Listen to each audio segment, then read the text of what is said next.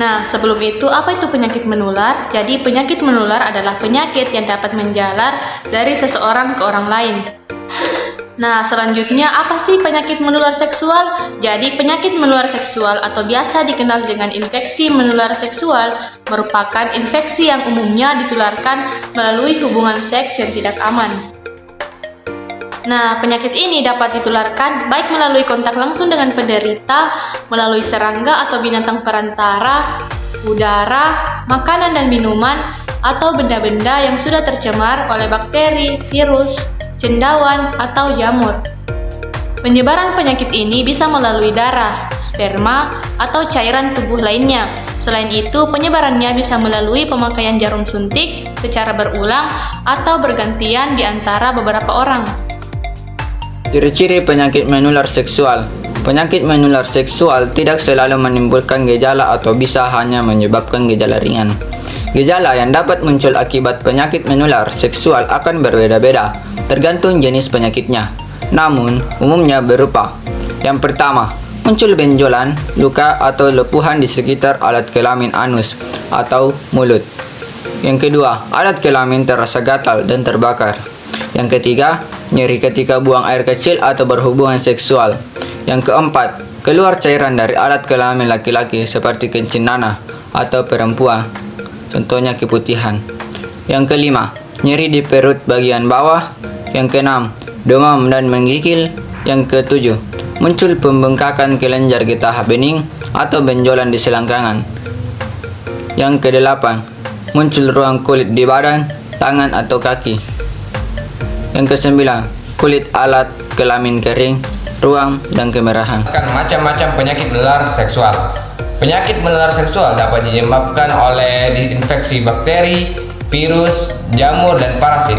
Berikut ini adalah macam-macam penyakit menular seksual yang biasa dikelompokkan dalam 3 kelompok besar, yaitu 1. Penyakit menular seksual yang disebabkan oleh peradangan, 2. Penyakit yang disebabkan oleh erosi, dan yang ketiga, penyakit menular seksual lain. Penyakit menular seksual atau PMS yang disebabkan oleh peradangan. Adapun penyebab peradangan pada penyakit menular seksual yang paling sering dijumpai adalah 1. Yang disebabkan oleh bakteri, dan yang kedua disebabkan oleh jamur, yang ketiga disebabkan oleh suatu parasit. Nah, sekarang kita akan masuk kepada jenis penyakit menular seksual yang disebabkan oleh bakteri. Di antaranya seperti gonorea atau GO, kedua chlamydia, dan yang ketiga adalah vaginosis bakterial. Nah, kita melangkah kepada jenis penyakit menular seksual yang disebabkan oleh jamur, yaitu kita punya penyakit Candidiasis vaginitis. Yang ketiga, kita memiliki jenis penyakit yang disebabkan oleh parasit, yaitu adalah trichomoniasis. Nah, sekarang kita akan masuk jenis yang kedua, yaitu penyakit menular seksual yang disebabkan oleh erosi atau iritasi kulit lecet. Di antaranya kita punya penyakit sifilis ataupun lebih dikenal sebagai raja singa, dan yang kedua adalah penyakit herpes. Nah, sekarang yang ketiga adalah penyebab lain penyakit menular seksual. Ya, di antaranya adalah kutil kelamin, dan yang kedua adalah kutu kemaluan. Nah, sekarang kita akan masuk kepada pengobatan penyakit menular seksual. Pengobatan terhadap penyakit menular seksual disesuaikan dengan penyebab infeksi melalui pemberian obat-obatan berikut ini. Yang pertama adalah antibiotik. Jenis antibiotik yang diberikan antara lain penisilin, doxycycline, amoxicillin, dan erythromycin. Yang kedua adalah antivirus. Jenis obat antivirus yang digunakan untuk menangani herpes genital adalah aciclovir, valciclovir, dan valacyclovir.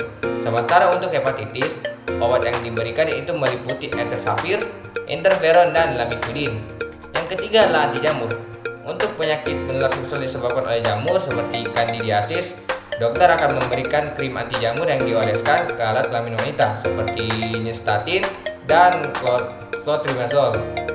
Obat anti jamur dalam bentuk tablet juga dapat diresepkan oleh dokter seperti fluconazole dan miconazole.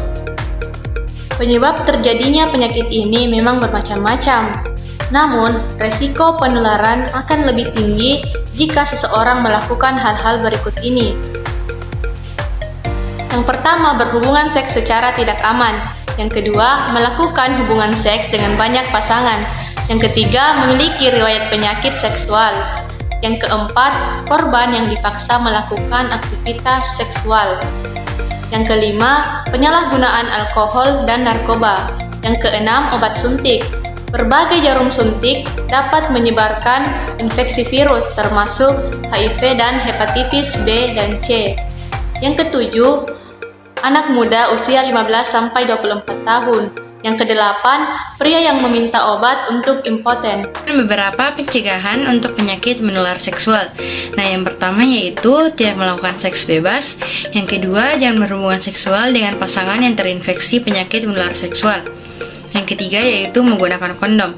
Penggunaan kondom secara konsisten efektif untuk mencegah penyakit menular seksual, apalagi bagi mereka yang aktif secara seksual dan sering bergonta-ganti pasangan. Yang keempat yaitu sunat pada laki-laki. Yang kelima yaitu setia pada satu pasangan.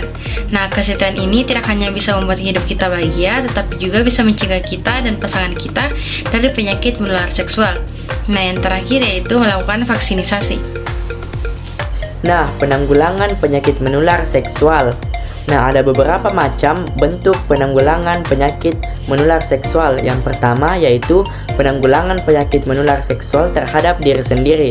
Beberapa cara yang bisa dilakukan dalam rangka pencegahan penyakit menular seksual yaitu yang pertama, bersikap setia dengan pasangan setelah menikah. Yang kedua, memastikan jarum suntik yang dipakai steril ketika dibutuhkan untuk disuntik atau menerima donor darah. Yang ketiga yaitu menjaga kesehatan organ reproduksi manusia. Yang keempat yaitu perkuat sistem kekebalan tubuh dengan gaya hidup sehat seperti konsumsi sayur-sayuran dan buah-buahan tinggi vitamin C, D, E, rutin berolahraga dan pola hidup yang teratur. Yang kelima yaitu lakukan pemeriksaan kesehatan rutin bila termasuk aktif secara seksual dan terindikasi melakukan hubungan seks tidak aman. Nah, yang kedua yaitu penanggulangan penyakit menular seksual terhadap keluarga.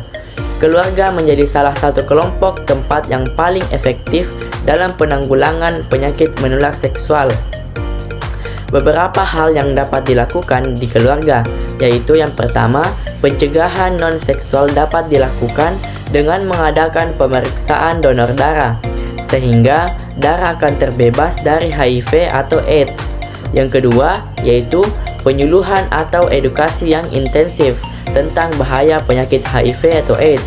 PMS sangat penting, hindari seks bebas dan narkoba yang akan merusak generasi muda bangsa. Nah, yang ketiga yaitu penanggulangan penyakit menular seksual terhadap masyarakat. Yang pertama yaitu penyuluhan yang intensif tentang bahaya penyakit menular seksual sangat penting.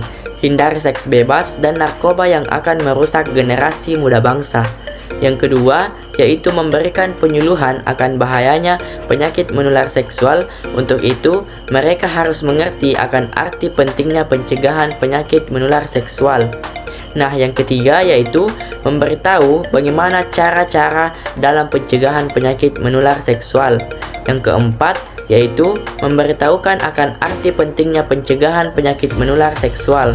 Yang kelima yaitu memberikan kesadaran akan arti pentingnya sikap setia. Yang keenam yaitu memberikan kesadaran akibat bila berganti-ganti pasangan. Yang ketujuh yaitu memberikan kesadaran apa akibat bila tidak bisa menjaga kebersihan organ intim.